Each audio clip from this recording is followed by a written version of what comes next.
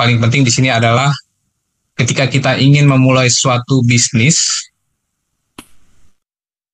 tentu kita harus punya yang namanya mindset, ya. Semua sudah paham, pasti semua sudah pada mengerti lah mengenai mindset ini ya. Namun saya coba membahasnya atau menjelaskan sedikit ya.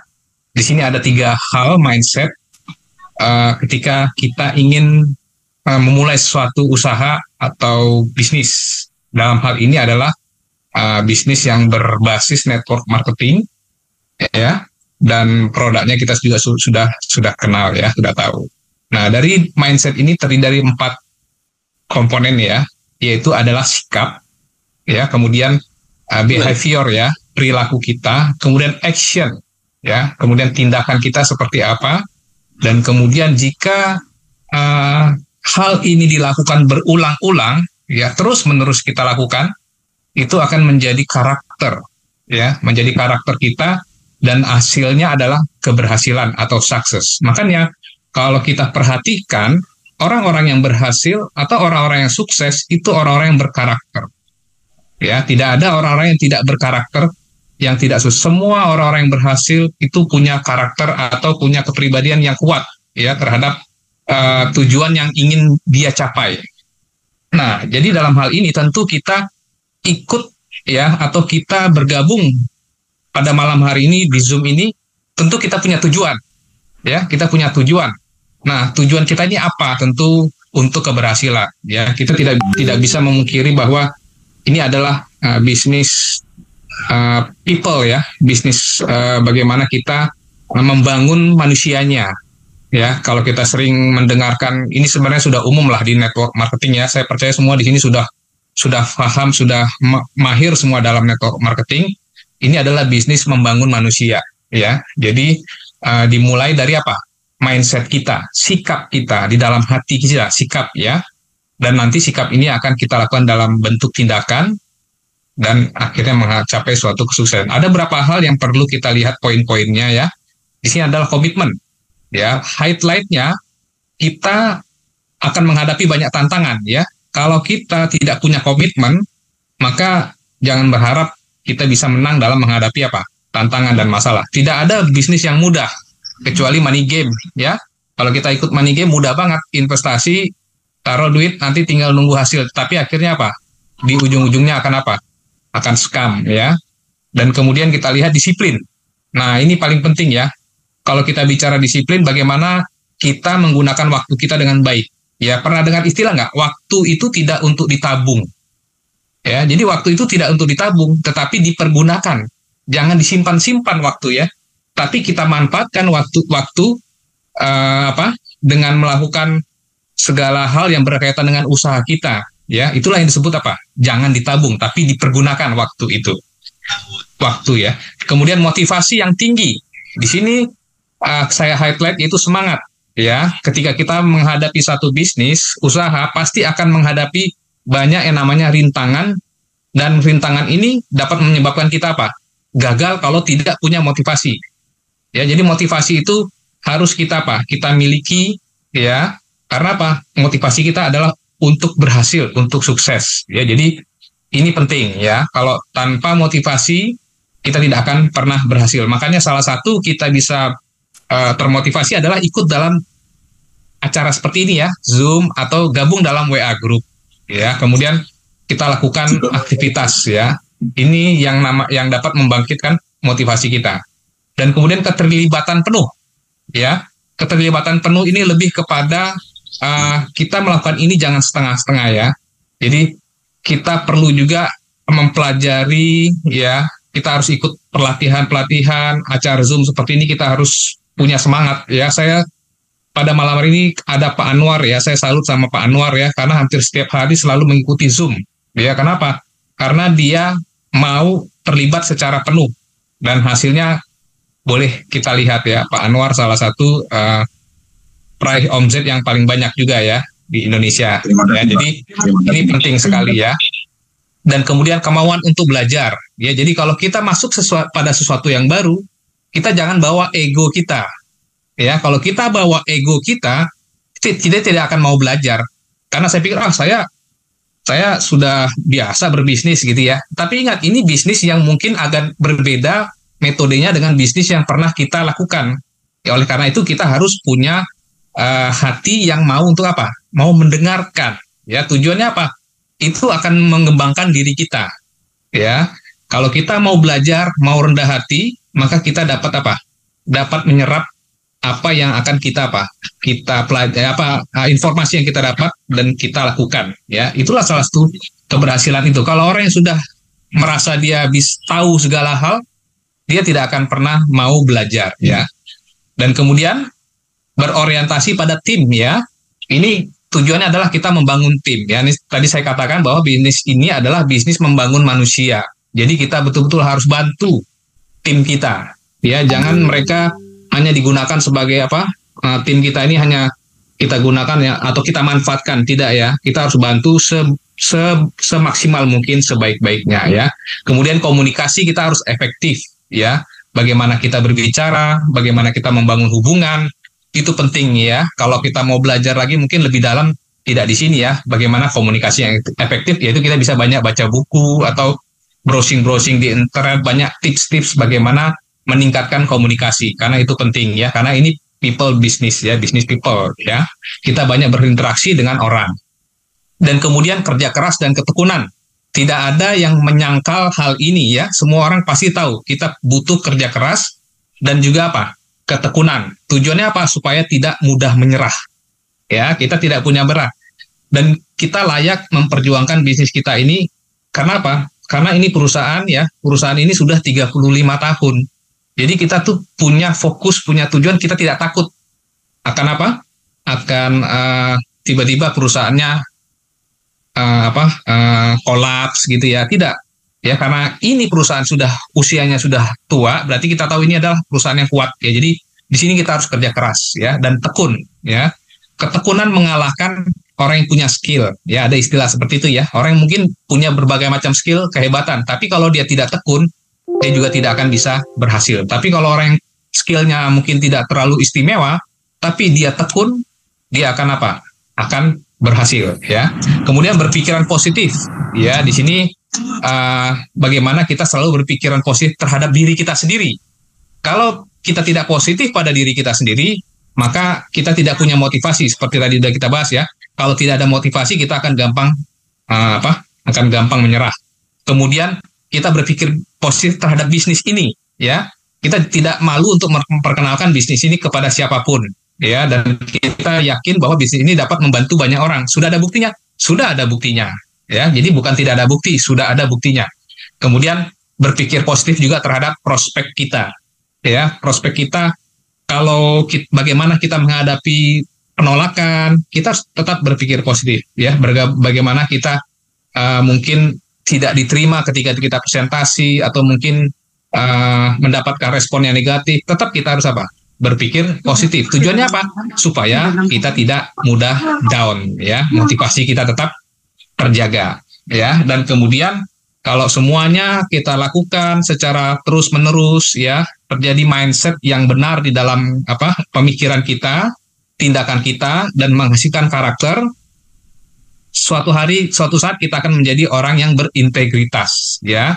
Di sini orang-orang yang berintegritas itu dia menjunjung tinggi integritas, memiliki etika yang baik, jujur, dan menghormati orang lain ya. Jadi kita citrakan bisnis ini yaitu dengan dengan integritas pada diri kita sendiri ya. Itu mindset yang perlu kita pelajari ya dalam hal ketika kita mau memulai bisnis Swanghor ini ya. Nah, kemudian kita mungkin tidak semuanya di sini yang mengerti apa itu bisnis network marketing ya. Kita lihat dulu apa kata para orang-orang yang sudah berhasil. Ya, di sini dikatakan salah satunya adalah Bill Gates. Dia mengatakan, jika saya akan diberi kesempatan untuk memulai dari awal lagi, ya, contohnya Bill Gates bangkrut gitu ya, jadi dia harus mulai dari awal lagi. Ya, dia katakan, saya akan memilih bisnis network marketing. Kenapa? Karena ini tidak membutuhkan modal yang besar, tidak memerlukan skill yang baik, ya bukan skill yang baik ya, maksudnya tidak membutuhkan biaya yang besar, kemudian tidak terlalu ribet ya, sistem sudah dibentuk, kita hanya mengikuti polanya saja.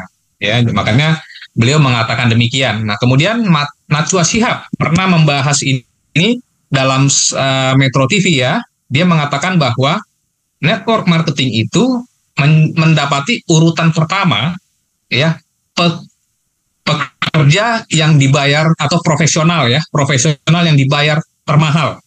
Bayangin, network marketing itu nomor 1. Baru artis, agen asuransi, dan yang terakhir adalah pengacara. Ya, cuman kadang-kadang kita suka apa? Mungkin ya kita anggap ini bukan bisnis, padahal ini adalah bisnis. Ya, tapi tergantung sistemnya. Ya, kita tergantung juga produknya kayak apa. Ya, nah kita lihat di sini. Nah, model bisnis network marketing seperti apa yang menjadi pilihan Anda? Dan disinilah kita akan melihat ya. Ketika kita memilih satu bisnis network marketing atau bisnis jaringan kalau kita katakan ya, kita tuh memilihnya yang mana? Ya, karena ini perlu untuk menghadapi banyaknya kompetisi dalam bisnis ini. Ya, biasanya dalam bisnis ini tentu ada berbagai macam sistem ya. Ada sistem binary, ada sistem matahari, sistem unilevel dan lain sebagainya. Namun kita akan merangkumnya dalam 2 hal aja ya. Yang pertama adalah fokusnya kemana. Ketika kamu mengikuti bisnis network marketing, kamu fokusnya kemana? Ya, ada perusahaan network marketing yang tidak fokus kepada consumer. Mereka anggap consumer itu cukup 5% sajalah, ya. Dan kemudian retail, katanya nggak perlu lah retail ya, mungkin 15% saja. Yang paling banyak apa? Leader.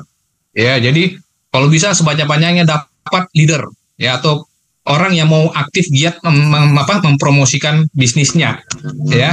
Consumer itu 5% lah, ya, tidak terlalu penting katanya. Dan yang kedua, model bisnisnya adalah fokus kepada apa? Consumer. Ya, 80% targetnya adalah consumer. Ya, kita anggaplah 15% retail lah ya. Ada yang mungkin orang ikut network maunya menjual, ada seperti itu. Ya, dan kemudian leader cukup 5% saja. Ya, kenapa leader tidak perlu banyak-banyak dalam yang kedua ini? Kalau dalam yang kedua ini leader tidak perlu banyak-banyak karena apa? Karena kalau kebanyakan leader itu biasanya akan banyak sekali problem ya. Karena leader ini sifatnya memang pendobrak ya. Tetapi biasanya orang yang leader atau yang paham dengan network ini lebih mudah untuk pindah ke perusahaan yang lain. Ya, makanya 80% leader mereka ini ketika ada bisnis yang baru ya, karena fokus kepada sistem ya. Ya, memang sistem itu penting, tetapi sistem yang mana dulu ya? Nah, karena mereka fokusnya kepada orientasi hanya sistem aja, produk nggak perlulah. Ya, yang penting sistemnya bagus, katanya seperti itu ya. Maka akan muncul perusahaan baru, 80% ini akan apa? Akan lompat lagi ke perusahaan yang barunya. Ya, sehingga lama-lama bisnis seperti ini rontok. Tetapi kalau kita fokus kepada end user, ke consumer, leader tidak perlu terlalu banyak. Ya, karena apa? Consumer ini mau ada perusahaan baru, mau ada sistem seperti apapun, mereka kalau sudah cocok dengan satu produk, mereka tidak akan apa? Tidak akan beralih ke produk yang lain. Makanya kalau kita perhatiin, perusahaan-perusahaan network yang lama, orientasinya yang bertahan lama ya, yang bertahan lama orientasinya fokus bagaimana consumer itu menjadi apa? Target utama mereka. Nah, kita lihat apakah bisnis kita cocok nggak ke sana. Ya, di sini kita lihat ya, kalau ada perusahaan membranding kepada produk, ada perusahaan fokusnya kepada sistem. Ya, makanya kalau kadang-kadang kalau ketemu satu leader ya, oh sistemnya gimana nih? Produknya dulu, enggak, sistemnya dulu gitu ya. Jadi mereka tidak mau fokus kepada produk karena mereka fokus pada bagaimana income-nya cepat mereka bisa dapat. Ya, memang itu tidak masalah ya, itu kan pilihan. Tetapi kita bisa lihat karakter seperti ini biasanya tidak bertahan lama. Kenapa? Mari kita lihat ya. Biasanya kalau perusahaan yang fokusnya kepada sistem, itu harganya pasti mahal. Karena apa? perusahaan itu akan memberikan apa? Insentif untuk mendrive ya, untuk memotivasi si leader ini ya, diberikan bonus yang besar, tetapi harganya apa? Di markup sangat tinggi. Makanya kalau kita ikut di perusahaan lain, ada namanya biaya pendaftaran ya, biaya join, atau mungkin mereka tidak menyebutkan biaya join ya, tapi digabungkan. Produk itu digabungkan dengan biaya pendaftaran. Makanya ketika join awalnya mahal, ketika belanja ulangnya harganya jadi murah. Karena apa? Di awalnya sudah apa? Di markup dulu. Ya. Jadi harga tidak akan pernah bisa bersaing di pasaran. Ya. Kalau produk yang fokus pada sistem, contohnya kita Swanghor ya, makanya Swanghor tidak ada apa? Biaya pendaftaran 100% gratis. Karena produk mau apa? Karena perusahaan maunya apa? Mereka mau supaya masyarakat merasakan manfaat produknya. Ya, masyarakat mau memanfaatkan produknya. Target kita itu 80%. Yang saya tadi informasikan di sini ya. Ini target kita 80% itu consumer. Jadi kalau saya bertemu dengan leader, mereka terlalu banyak ini, abaikan aja, karena bukan mereka target kita. Ya, target kita adalah berapa banyak produk kita bisa dinikmati oleh orang lain. Ya, jadi kita punya harga pun akan bersaing dengan perusahaan-perusahaan konvensional. Ya, kita lihat perusahaan konvensional itu bertahan bertahun-tahun, nggak pernah kolaps ya. Tapi kalau perusahaan yang memfokus kepada sistem, tidak lama, setahun 2 tahun biasanya kolaps ya, paling kuat 5 tahun 10 tahun, nah, itu sudah bagus ya. Nah kemudian tidak mudah ditiru ya. Kalau fokus kepada produk, makanya tadi Mrs. Gan sudah menginformasikan satu video bagaimana research and development-nya Swanghor ini. Kita sudah bisa lihat ya, itu perusahaan punya paten. Kalau sudah dipatenkan, tidak boleh ada yang meniru. Kalau sistem, itu mudah ditiru. Ketika kamu bergabung satu perusahaan, sistemnya bagus nih, katanya. Begini-begini, income-nya cepat. Ya, ketika datang lagi perusahaan baru, ya kan, dia kan tiru lagi sistemnya, bahkan bisa dibikin lebih bagus lagi. Akhirnya goyah, ya. Akhirnya goyah, pindah lagi ke perusahaan yang baru. Nanti datang lagi perusahaan yang baru, akhirnya apa? Tidak pernah mencapai satu tujuan. Ya, mereka cepat mendapatkan income, tapi cepat juga apa? Hilang. Ya, saya ada kenal dulunya pernah berpenghasilan ratusan juta dari satu perusahaan multi level ya, tapi di ujung-ujungnya akhirnya menjadi penjual mie ayam, penjual bakso. Dulunya leader, tapi sekarang menjadi, kenapa? Karena itu tadi, ketika kita mendapatkan uang dengan cepat, maka kita tidak akan sadar, maka uang itu akan hilang juga dengan cepat, dengan sangat cepat ya. Makanya ada istilah easy come, easy go. Ya, jadi kalau kita fokus kepada Swanghor ini, memang sepertinya terlihat tidak terlalu cepat ya, karena tidak ada bonus sponsor di sini. Tetapi kita lihat market yang besar ya, consumer base, penikmat. Kalau kita sekarang produknya Juara Kopi ya, dan yang lain nanti ya, penikmat produk kita itu consumer base, itu besar sekali market kita. Nah kemudian di sini kita lihat harga itu apa? Stabil ya. Kalau kita ikut perusahaan yang berbasis income system ya, itu banting-bantingan harga. Makanya ketika keluar produk baru dengan sistem baru, kita lihat di marketplace semuanya sudah apa? Sudah hancur. Ya, jadi ini sangat riskan untuk menjalankan bisnis seperti ini, atau untuk bergantung hidup kita kepada bisnis dengan model seperti ini. Percayalah, banyak sniper. Ini pasti kenal namanya sniper ya. Sniper itu orang yang menyusun jaringan, dia tembak, kemudian dia dapat mungkin berapa persen aja, dia jual barangnya di marketplace dengan harga yang hancur-hancuran. Ya, mereka juga sering mengatakan, untuk apa jualan produk? Ini kan bisnis sistem, nggak perlu jualan produk. Tetapi ujung-ujungnya mereka juga jualan produk, tetapi dengan apa? Dengan cutting price. Ya, jadi hati-hati kita menentukan suatu bisnis, kita bergantung kepada suatu bisnis. Kita ingin hidup kita tidak hanya setahun, 2 tahun, 3 tahun, tetapi apa? Bertahun-tahun ya. Jadi pilihlah perusahaan yang memang sudah bertahan sangat lama. Ya. Dan di sini kita lihat loyal konsumen ya. Kalau sudah suka dengan tes dari Juara Cafe ya, produk unggulan kita atau yang lainnya, maka konsumen itu tidak akan pergi ya. konsumer kita yang jumlahnya banyak itu tidak akan beralih ke produk-produk manapun yang lain, ya.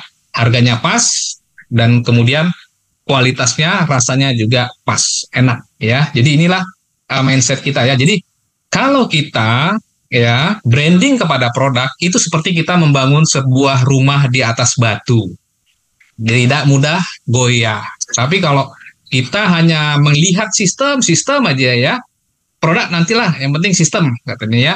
Akhirnya apa? Itu sama dengan kita membangun rumah di bawah pasir. Itu sangat mudah jatuh.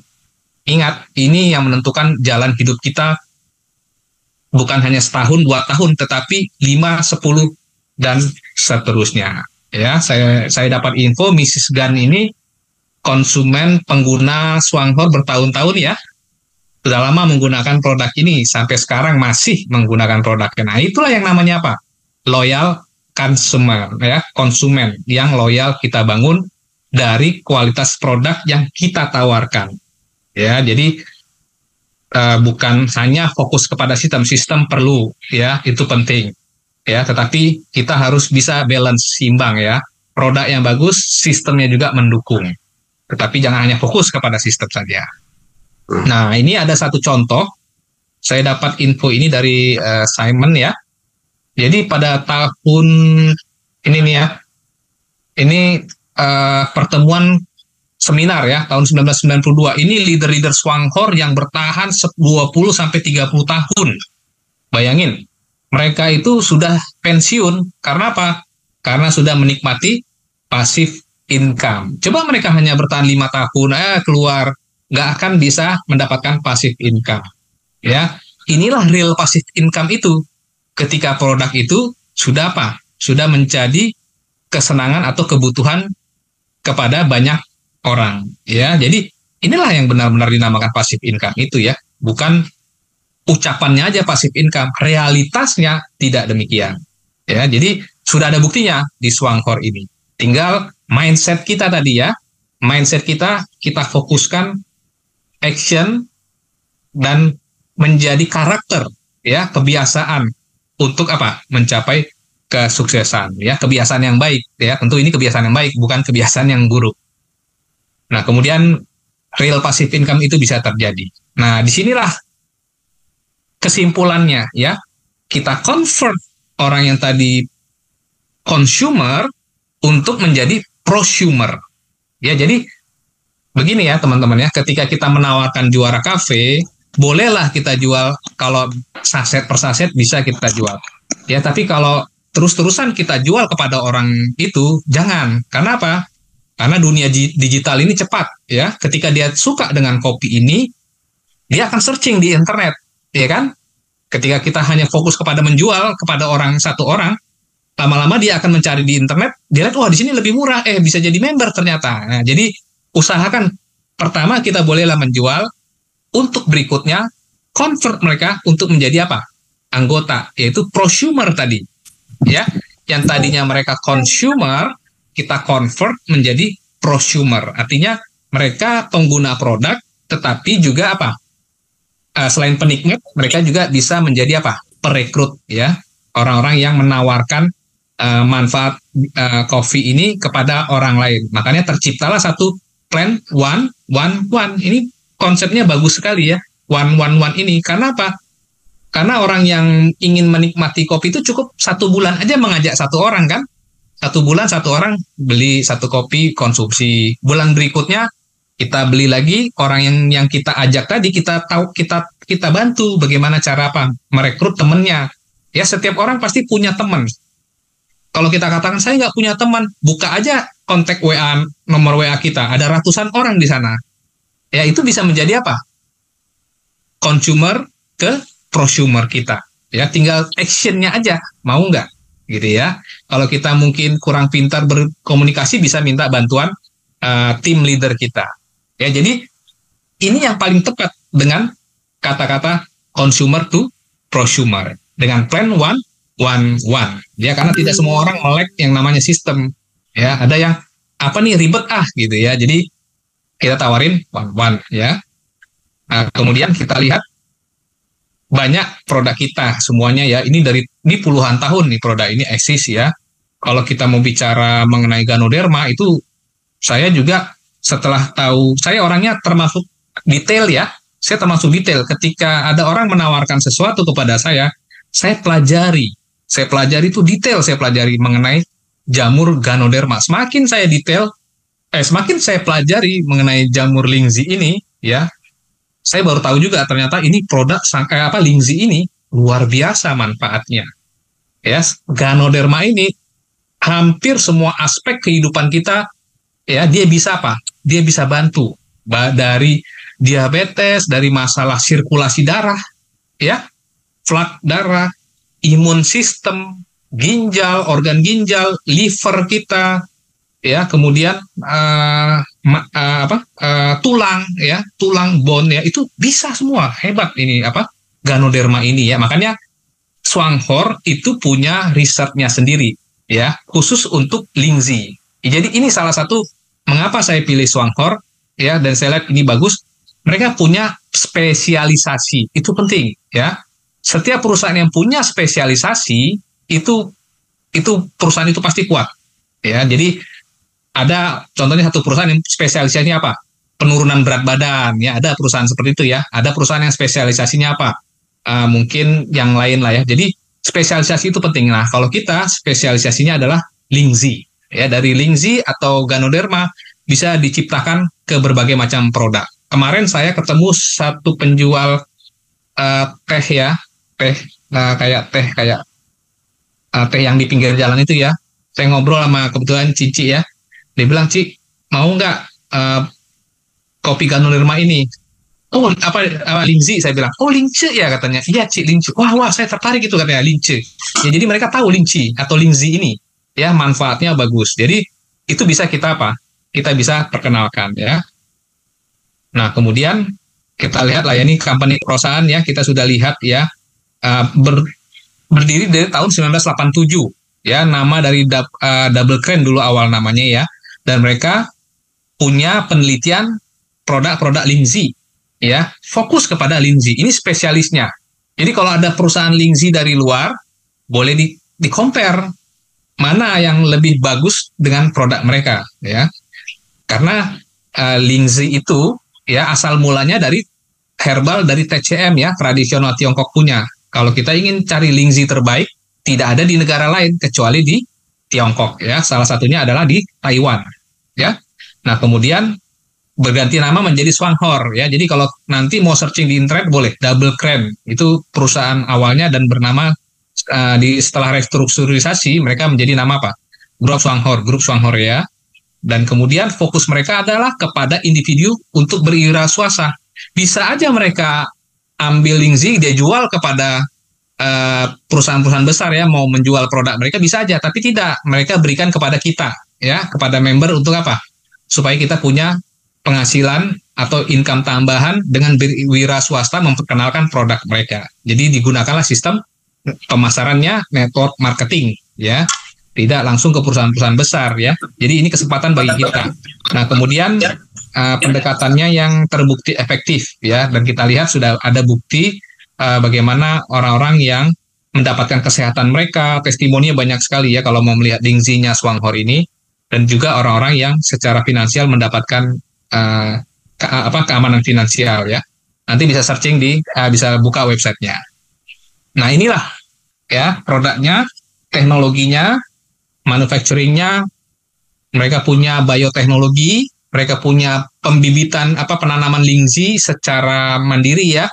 Karena dulu katanya Lingzhi itu adanya di gunung-gunung, susah didapatkan. Ya, sekarang mereka bisa budidayakan. Ketika kalau saya tidak salah, ada salah satu penemu dari Jepang yang bisa menemukan ini untuk pembudidayaan Lingzhi ini.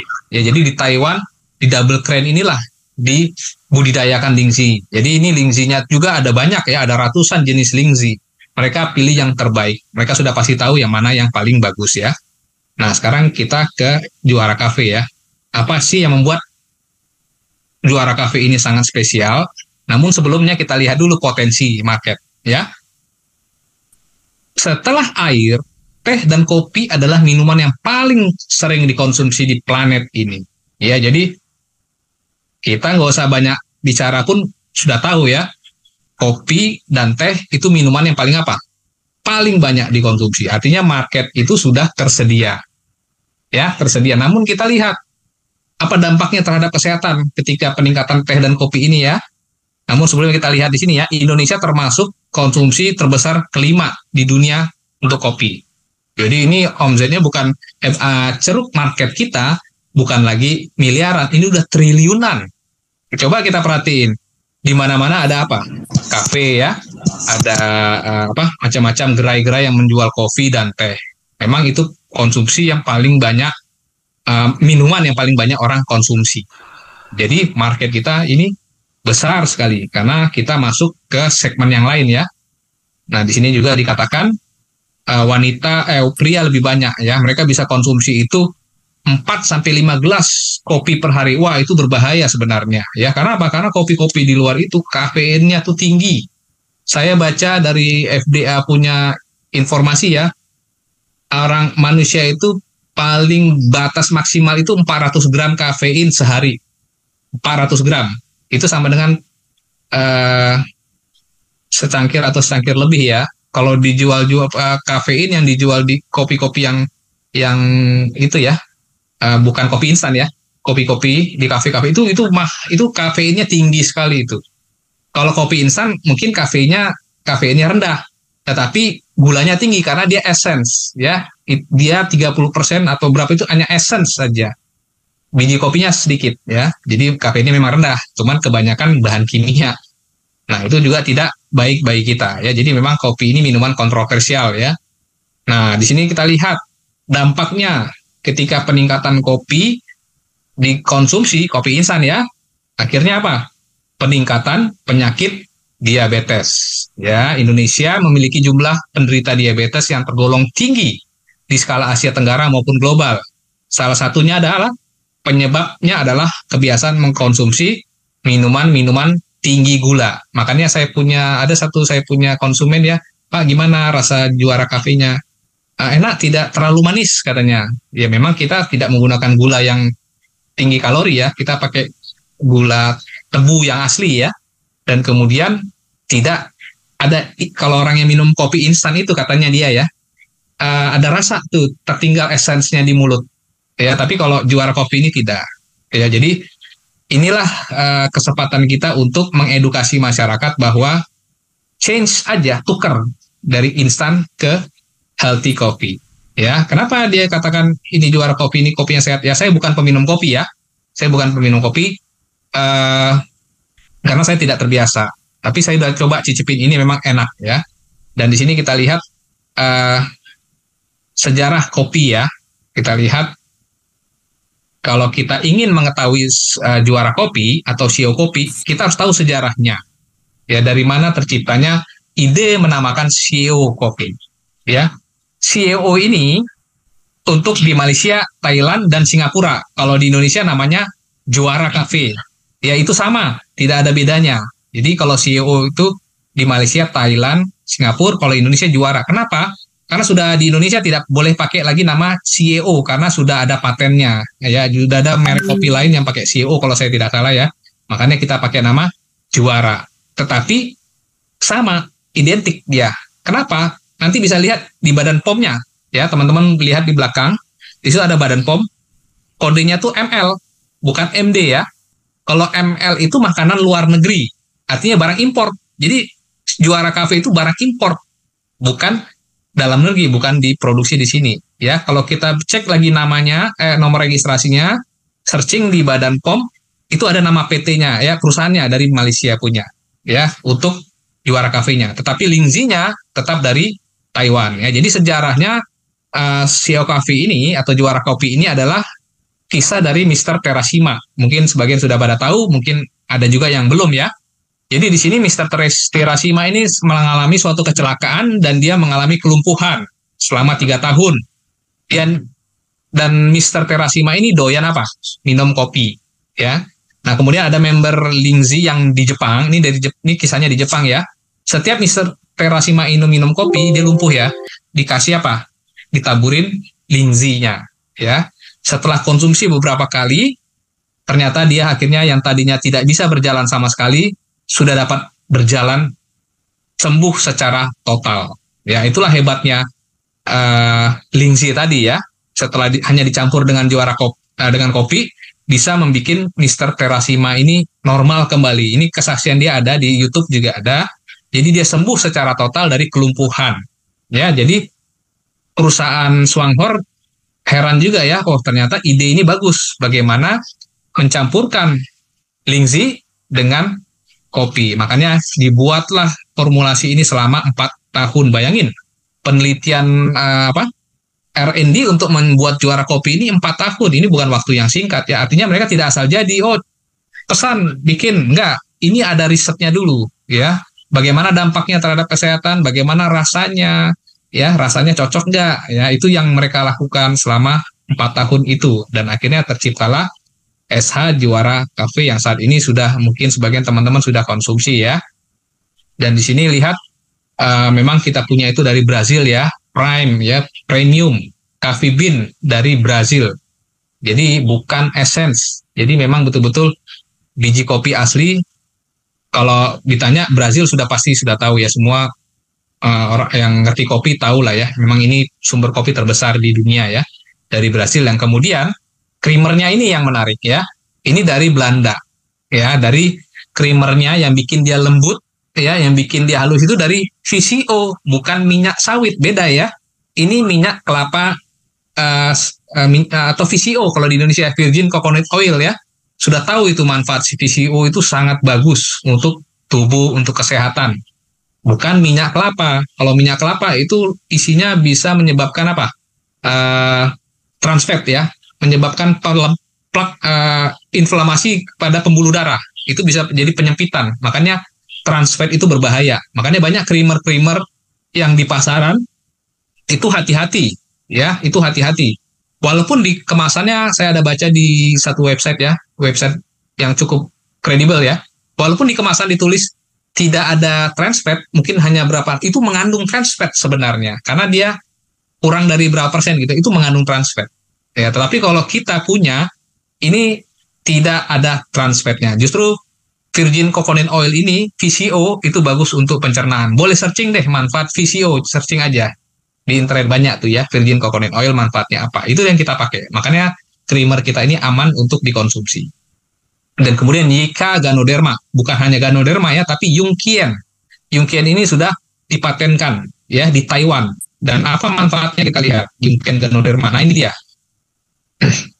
Ya, ini bukan sekedar klaim ya. Ini bukan klaim, beda klaim dengan hasil uji klinis ya atau penelitian. Jadi pemerintah Taiwan itu memberikan rekomendasi atau akreditasi bahwa betul ini Yunqian Ganoderma dari Swanghor ini bermanfaat untuk apa? Untuk meningkatkan atau memproduksi antibodi, sistem kekebalan tubuh kita. Kemudian meningkatkan sel-sel kekebalan tubuh ya. Di situ ada natural killer, ada T-cell, B-cell, itu ada macam ya. Menyelaraskan fungsi T-cell ya, T-cell. Menyelaraskan itu artinya dia balance ya. Jadi ada orang yang kena penyakit autoimun, itu takut biasanya, oh ini bisa meningkatkan imun sistem, karena autoimun itu adalah penyakit reaksi imun yang terlalu berlebihan. Nah, kehebatan Lingzi yang berlebihan bisa dia apa? Bisa dia kendalikan, dia kontrol, itu penting. Ya, semacam penyakit psoriasis itu autoimun. Ya, jadi imunnya sendiri yang menyerang tubuhnya karena terlalu reaktif.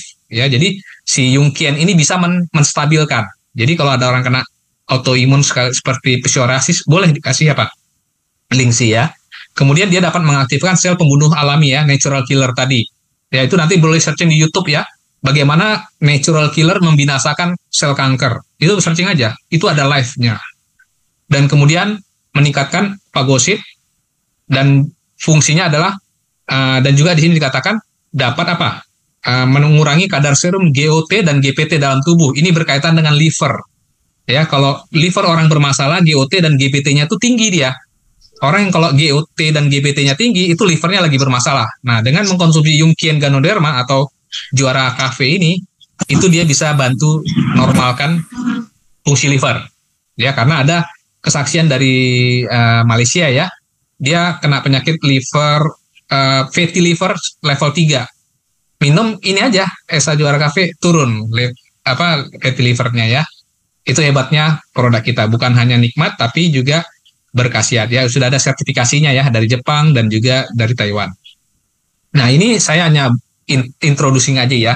Kita kenal namanya ginseng coffee ya. Sudah tahu, orang Indonesia pasti tahu. Ya, ini dari CNI, satu perusahaannya. Maaf ya, saya buka di sini nggak apa-apa. Saya kemarin berapa bulan yang lalu, 2 bulan ya, teman saya kenalan sama satu orang distributor ginseng ini ya, CNI. Tahu nggak saudara-saudara income-nya berapa? Itu bisa sampai miliaran omzetnya. Hanya dari ginseng ini. Ini sudah dari tahun 1994 sampai sekarang itu eksis ya. Walaupun kita nggak lihat heboh-heboh ya, karena banyak perusahaan-perusahaan baru, wah, produknya mengandung ginseng. Tidak lama, setahun 2 tahun hilang itu produk-produk kopi ginseng yang baru-baru itu ya. Tetapi ini tidak pernah tidak pernah hilang ya. Jadi ini sudah branding, sudah terbentuk branding yang baik. Nah, makanya kalau bicara kopi ginseng, orang langsung ingat, oh, CNI gitu ya. Nah, sekarang kita punya era baru ya, yaitu namanya apa? Kopi Ganoderma. Ya, jadi kita sambut ini kopi kesehatan terbaik Ganoderma ya, karena manfaatnya sudah kita ketahui ini luar biasa ya. Ini selain lebih enak, nikmat, dan manfaatnya sangat luar biasa. Tergantung kita, mindset kita mau bertahan atau menyerah. Itu saja. Kalau kita menyerah ya sudah. Tapi kalau kita terus bertahan, lakukan dengan terbaik, saya yakin dengan harga yang kompetitif ya, bersaing di konvensional pun kita masih bisa bersaing, bahkan lebih murah kalau dibanding kafe-kafe ya. Kafe-kafe kan kopinya mahal ya. Kita bisa apa? Bisa berhasil ya. Apalagi ini buat yang asam lambung, ini nyaman sekali. Ya, banyak orang takut minum kopi karena asam lambung. Bagi yang ketagihan, dia tidak akan ketagihan karena kita punya kafein rendah dan juga ada Lingzi yang membantu membuang kafeinnya. Ya, Lingzi ini saya ada baca juga, dia dapat apa? Memetabolisme ya. Jadi dia dapat menghindari kafein endapan kafein di dalam tubuh kita. Jadi ini makanya produk kita ini sangat luar biasa. Ya, tinggal kita duplikasikan seperti ini ya, one ya, dari dari consumer kepada prosumer. Tinggal kita duplikasikan ya, tekun aja melakukan ini berulang-ulang ya, kita pasti akan mencapai satu tujuan. Gak usah lah 100%. 50% dari 36 aja juga sudah lumayan ya. Atau berapa persen aja, yang penting kita ada pendapatan tambahan. Baik, sekian dan terima kasih. Ini penjelasan dari saya.